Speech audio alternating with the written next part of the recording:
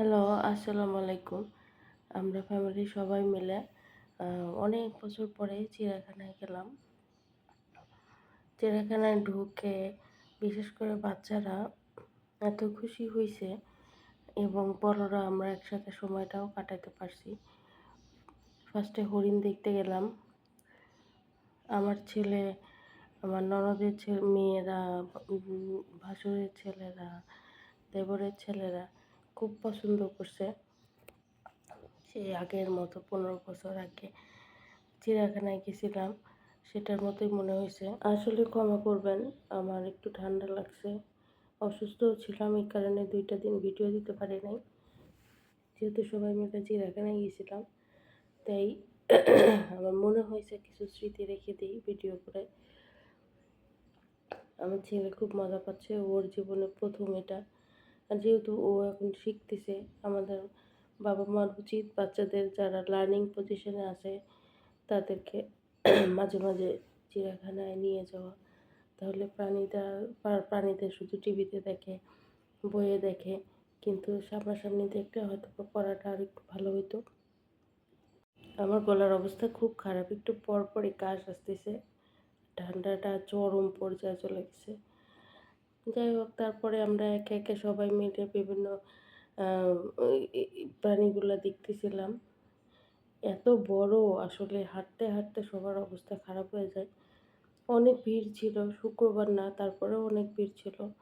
সম্ভবত সবার পরীক্ষা টরীক্ষা শেষ, এ কারণে ফ্যামিলি নিয়ে বাচ্চা কাচ্চা নিয়ে ঘুরতে গেছে।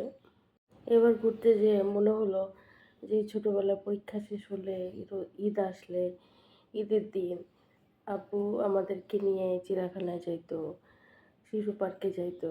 তখন যে কী আনন্দ পাইতাম, ক্যামেরা নিয়ে যাইতাম। তখন তো আর ওরকম মোবাইল দিয়ে ছবি তোলার সিস্টেম ছিল না, ভিডিও করারও সিস্টেম ছিল না। ছবি তুলে স্মৃতি রেখে দিতাম। আবার আমাদের বাসায় যদি কোনো মেহমান আসতো গ্রাম থেকে, যেহেতু আমার বাবার বাড়ি হচ্ছে মিরপুরে, সেহেতু আমার দায়িত্ব ছিল তাদেরকে নিয়ে চিড়িয়াখানায় ঘুরতে যাওয়া।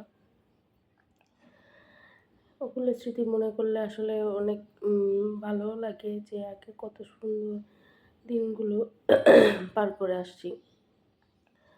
যাই হোক, আমরা হাঁটতেছি, ভিডিও করতেছি, দুষ্টামি করতেছি। ফ্যামিলির সবাই একসাথে হলে আসলেই সময় কীভাবে পার হয়ে যায় আমরা টেরই পাই না।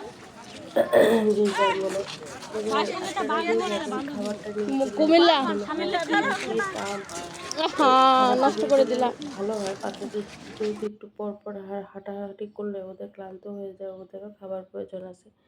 আমরা কি করছিলাম, আমরা হচ্ছে বাসা থেকে কিছু রান্না করে নিয়ে গেছিলাম, কিছু কেনাকাটা করে নিয়ে গেছিলাম। সবাই মিলে একসাথে বসে হয়তো বা কিছুটা সময় রেস্টও হলো, টুকটাক কিছু খাওয়া দাওয়াও করা হলো। এই যে দেখেন, আমার ছেলে টাইগার দেখে mummy tiger, mummy tiger, mummy tiger বলতেছে। আগের মতো যেমন হচ্ছে তরতাজা বাঘ ছিল, সাপ ছিল, এগুলো দেখতে যাইতেই ভালো লাগতো। সিংহ ছিল, এখন ওরকম মনে হচ্ছে না। মনে হয় যে শুকায় গেছে, তারা অনেক রোগাক্রান্ত হয়ে আছে।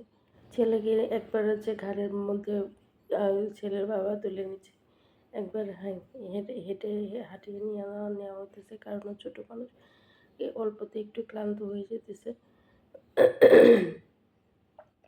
খুবই মজাদার। এগুলো আনন্দ দেখলে আসলে আর কিছু ভালো লাগে না, মনে হয় যে বারবার নিয়ে যাই, কিন্তু বারবার নিয়ে যাওয়া আসলে সম্ভব না। আপনারা যখন বাচ্চাদের নিয়ে যাবেন, সকালের দিকে বের হয়ে যাবেন, কিছু রান্না করে নিয়ে গেলে সবচেয়ে ভালো হয়। খাবারটাও হেলদি খাবার খাওয়া হলো, ওরা ঘুরেও বেড়ালো। সব কিছুই ঠিকঠাক থাকলে, কিন্তু ওখানে খাবারের যে দাম, আবার তেমনও ভালো না। এখন আনহেলদি টাইপের খাবার, বাচ্চারা খেলে পেটের অসুখও হইতে পারে। যারা নিয়ে যান না তারা তো বাধ্য হয়ে ওখানে খান। ওখানে না খেয়ে একটু কষ্ট করে দেখা শেষ হলে বের হয়ে গিয়ে তারপরে কোনো হোটেলে খাবারটা খেয়ে নিয়েন।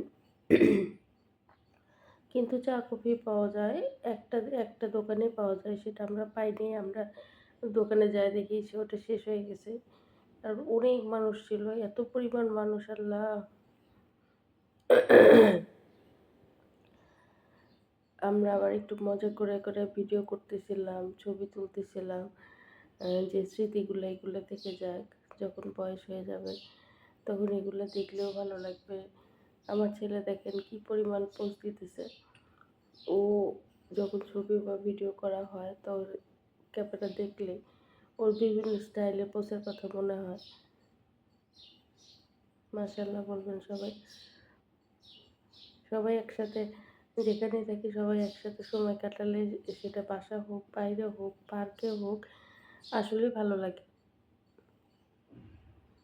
দেখেন আমরা কি মজা করতেছিলাম। আমরা আসলে ১ মিনিটও সময় নষ্ট করতে চাই নাই।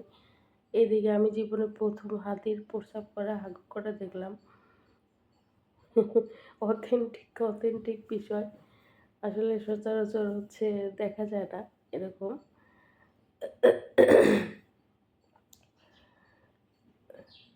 তারপরে ওখানে একটা পার্ক আছে। সেখানে ঢুকতে গেলেও টাকা। এই যে ফ্যামিলির সব বাচ্চারা একসাথে রেখে ছবি তোলার চেষ্টা করতেছি। যাতে স্মৃতি হিসেবে থেকে যায়।